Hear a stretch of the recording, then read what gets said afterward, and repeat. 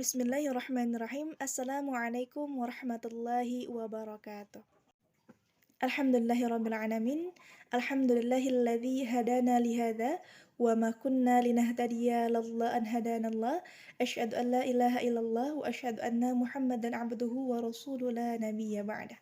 Sahabat Allah yang dimuliakan Allah, baik saya Salsabila. Pada video kali ini saya akan mencoba membahas mengenai pengenalan dalam tajwid Al-Quran, yang mana kami merujuk dalam sebuah buku.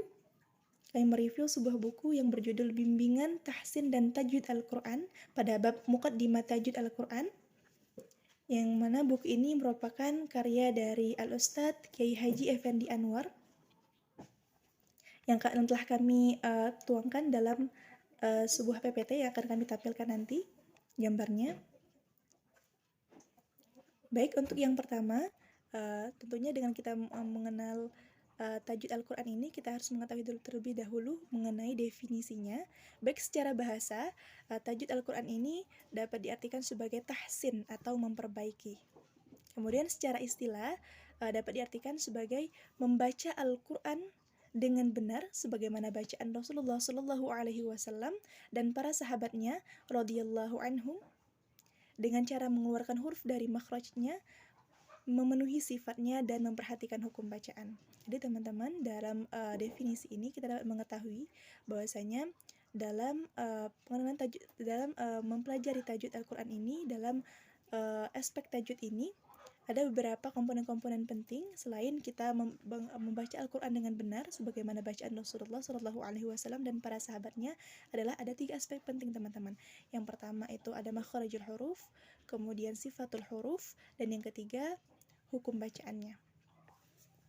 Kemudian mengenai hukum tajwid Al-Quran ini, secara praktek dalam penerapan tajwid Al-Quran adalah fardhu ain. Jadi kita wajib menerapkannya ketika membaca Al-Quran. Hal ini berlandaskan dalam sebuah firman Allah Subhanahu wa Ta'ala dalam Quran surah Al-Muzammil ayat 4 yang berbunyi, A'udzubillahi minasyaitonirrajim warattilil Qur'ana tartila.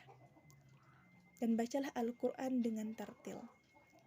Ya, jadi dengan tartil ini maksudnya teman-teman tidak hanya dengan kita membaca Al-Quran dengan perlahan atau saksama saja, akan tapi kita kembalikan pada definisi tadi.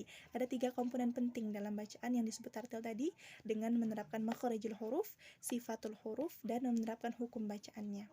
Selain itu, dengan kita membaca dengan tartil, kita akan lebih mudah untuk mentadabburi isi kandungan dari Al-Quran. Kemudian pembahasan selanjutnya mengenai fadilah atau keutamaannya. Sangat banyak teman-teman, antaranya yang pertama, dengan kita menjadi ahli Al-Quran dan mempelajari Al-Quran ini, yang pertama, memberi syafaat pada hari kiamat. Hal ini berlandaskan dalam sebuah hadis riwayat Muslim yang berbunyi, Iqra'ul Qur'ana fa innahu ya'ti yawmal qiyamah syafi'an li ashabihi. Yang artinya, bacalah Al-Quran karena pada hari kiamat ia akan datang sebagai syafaat untuk para pembacanya. Kemudian fadilah yang kedua adalah merupakan amal terbaik. Mungkin hadisnya sering kita dengar, yang berbunyi, khairukum man ta'allamal Qur'ana wa 'allamah.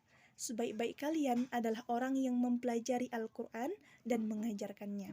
Hadis riwayat Bukhari.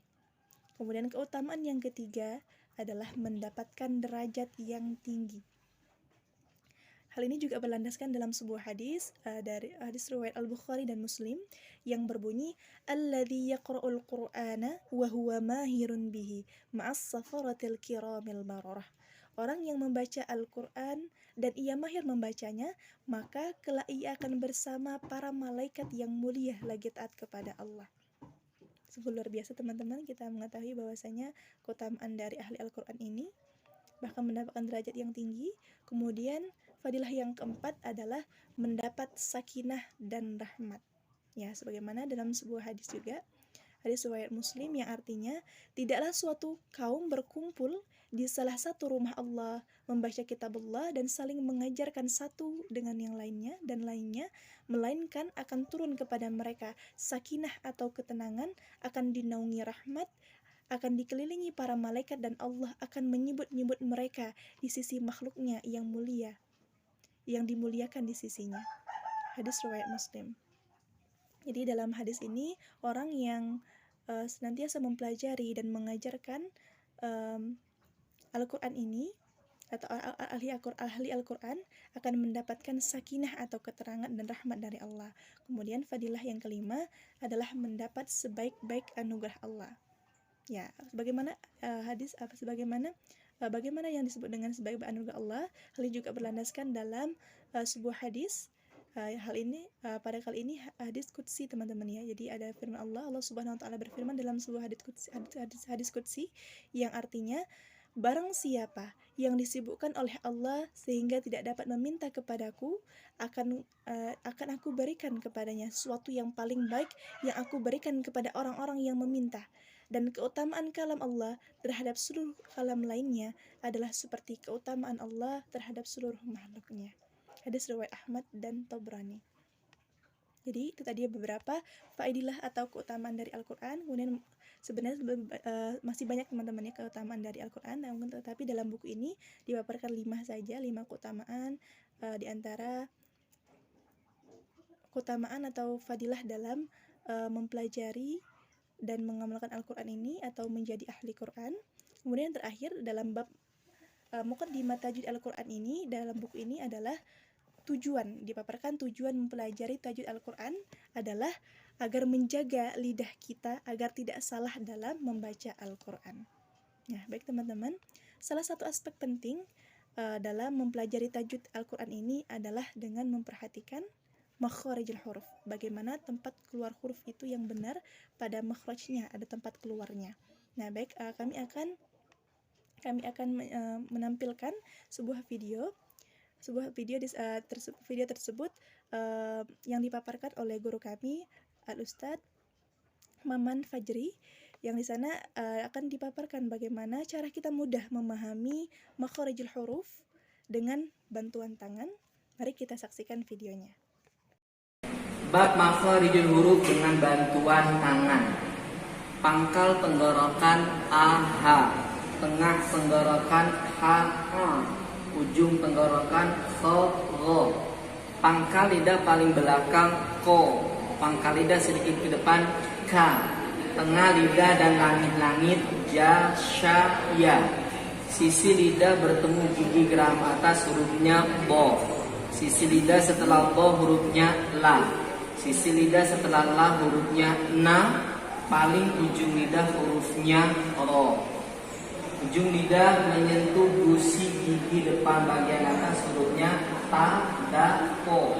Ujung lidah antara gigi atas dan gigi bawah lebih dekat ke bawah hurufnya za, sa, so. Ujung lidah menyentuh ujung gigi depan bagian atas hurufnya za, sa, lo. Ujung gigi depan bagian atas menyentuh bibir bawah bagian dalam hurufnya fa. Dua bibir terbuka dan tertutup hurufnya ba, ma. Dua bibir membentuk bulatan hurufnya wa. Terima kasih. Baik, itulah tadi teman-teman, kita telah menyaksikan sebuah cuplikan video mengenai bagaimana cara kita mudah untuk memahami dan menerapkan makharijul huruf ini dengan bantuan tangan. Baik, di sini kami akan mencoba mengulangi. Makharijul huruf, pangkal tenggorokan a, ha, tengah tenggorokan ha, a, ujung tenggorokan kho, o, pangkal lidah paling belakang ko, pangkal lidah sedikit ke depan ka, tengah lidah dan langit-langit ya, sha, ya, sisi lidah bertemu dengan gigi geraham atas hurufnya do, sisi lidah setelah do hurufnya la, sisi lidah setelah la hurufnya na, dan paling ujung lidah hurufnya ro. Ujung lidah bertemu dengan gusi gigi depan bagian atas hurufnya ta, da, to. Ujung lidah antara gigi atas dan gigi bawah lebih dekat ke bawah hurufnya za, sa, so. Ujung lidah bertemu dengan ujung gigi depan bagian atas hurufnya tha, dha, zo. Ujung gigi depan bagian atas menyentuh bibir bawah bagian dalam hurufnya fa. Kedua bibir terbuka dan tertutup hurufnya ba, ma. Kedua bibir membentuk bulatan hurufnya wa. Baik, itulah teman-teman yang dapat kami sampaikan mengenai pengenalan dalam ilmu tajwid ini. Semoga bermanfaat.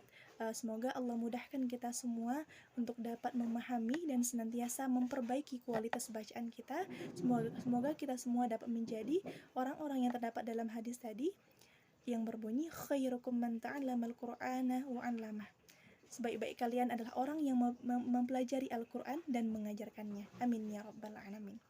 Baik, itu saja yang dapat kami sampaikan. Kami mohon maaf apabila terdapat kesalahan atau kehilafan dalam video kali ini. Kepada Allah sama-sama kita mohon ampun. Kami akhiri. Terima kasih. Wassalamualaikum warahmatullahi wabarakatuh.